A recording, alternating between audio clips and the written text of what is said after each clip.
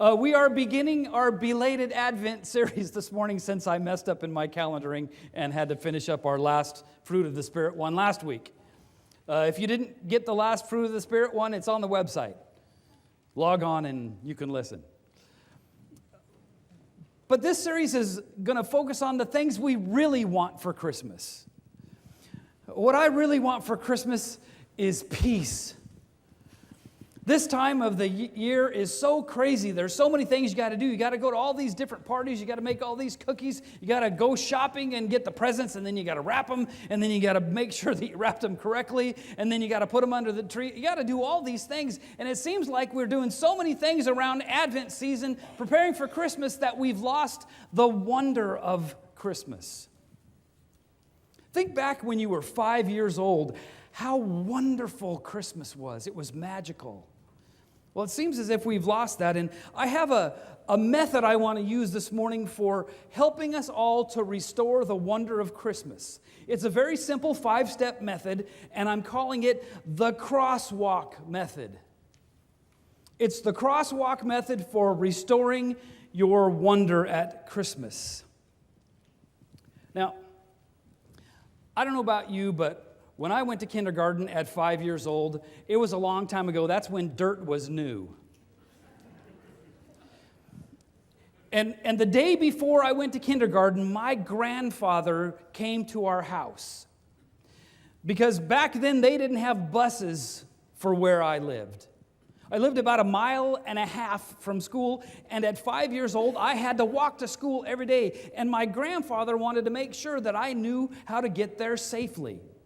And so we walked to school together, and when we came to the first intersection, he showed me how to cross the crosswalk safely. If you remember, there was a book written a few years back called Everything I Needed to Know I Learned in Kindergarten. Well, everything you need to know about the Bible, we can learn in kindergarten too. Let's look at the crosswalk method for restoring wonder to the season. When you come to the crosswalk, what's the first thing that you do? You stop. Those of you who answered correctly get an A for the day. The rest of you will have to stay after and study. It's important that we stop during this season. We read from Psalms a passage that used to scare the heck out of me, because it says, "Be still and know that I am God." I don't know about you, but I am a type A+++ personality. I can't sit still to save my soul. And when I was in high school, the youth pastor at my church was very big on having a quiet time. He told us that to be a good Christian, we needed to have a quiet time every day, that we should spend a half an hour in prayer every day. I don't know about you, but I can't spend a half an hour in prayer. It's easier to pull my heart out through my nose. I can't even stand still and preach. I'm always walking up and down around here. Then I learned Hebrew in seminary, which was a wonderfully helpful thing, because I learned that in this passage, the word that we translate "be still" is Rapha. Everybody say that. Rapha. It doesn't mean be still. It means be without anxiety. What a wonderful word. Rapha. It even sounds unanxious. Rapha. So what the psalmist is saying here is, don't be so anxious. Know that I am God. Now, it's tough for me to be still, but I can work on being without anxiety a lot easier. See, I think it's important during Advent, as we're preparing for Christmas, that we stop. We stop being so anxious about all the things that we have to do and take a moment and breathe it all in. I put together the outlines on Monday, and usually by Thursday when I start writing the sermons, I've changed my mind on some things. There's a passage from Luke chapter 10 about Mary and Martha that's on the third answer. I'm moving that up to the first answer. Listen very carefully to what's happening in Luke 10. And Jesus and his disciples were on their way, and he came to a village where a woman named Martha opened her home to him. She had a sister called Mary who sat at the Lord's feet listening to what he said. But Martha was distracted by all the preparations that had to be made. She came to him and asked, "Lord, don't you care that my sister has left me to do all the work by myself? Tell her to help me." "Martha, Martha," the Lord answered, "you are worried and upset about many things, but only one thing is needed. Mary has chosen what is better, and it will not be taken away from her." You may have heard me talk about it before, but there's this thing called triangling. It's a very bad form of communication. This form of communication works this way. If I have a problem with Wayne, I go and talk to Forrest about it, hoping that Forrest will go and talk to Wayne and fix everything for me. This passage is the biblical example of triangling. Martha has a problem with her sister Mary. And instead of going to her sister and saying, "Hey, look, you need to help me with these things," she goes to Jesus and says, "Jesus, my sister's not helping. Tell her to help me." That's a really, really bad way to get things done.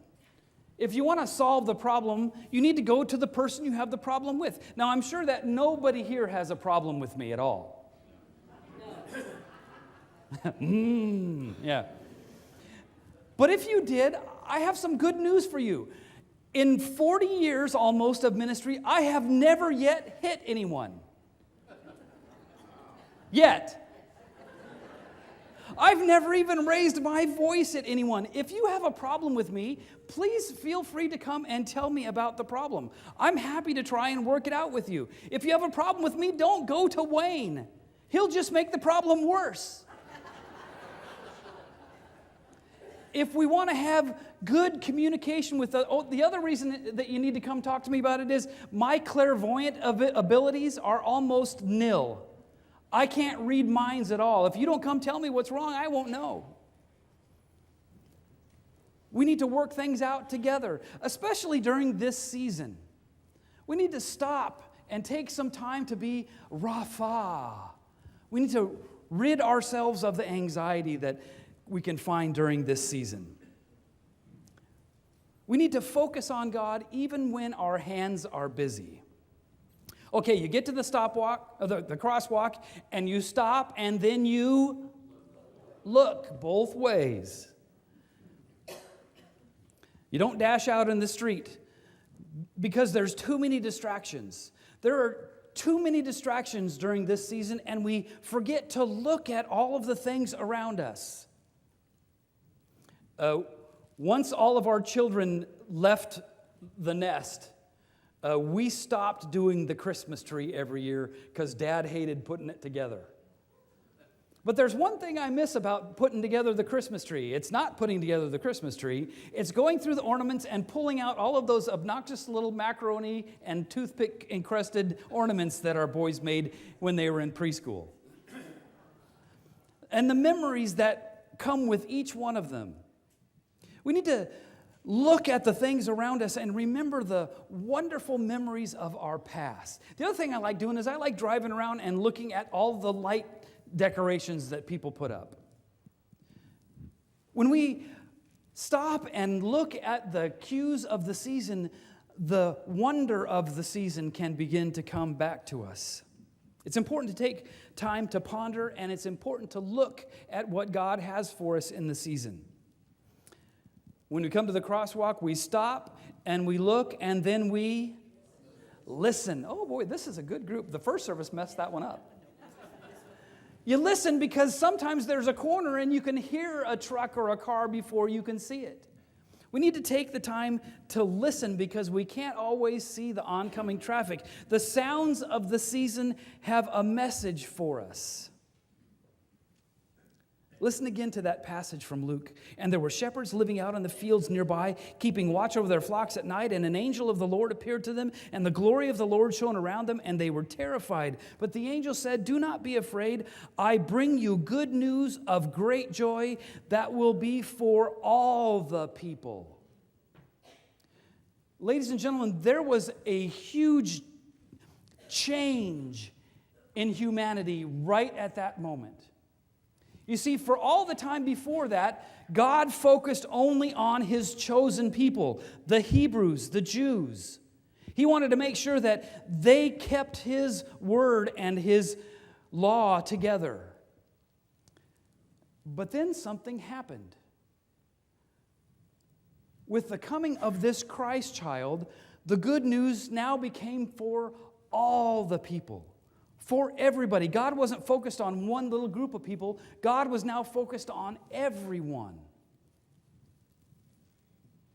Even if you think you've seen it all before, even if you've heard the Christmas message 143 times, how old would that make you? We need to stop and look and listen as if we were but 5 years old, because God has a new message. Well, the one thing that my grandpa taught me that probably nobody taught you, maybe you were taught that, but he says that before you start to cross the street, you need to look around and see if there is anyone with you that needs help.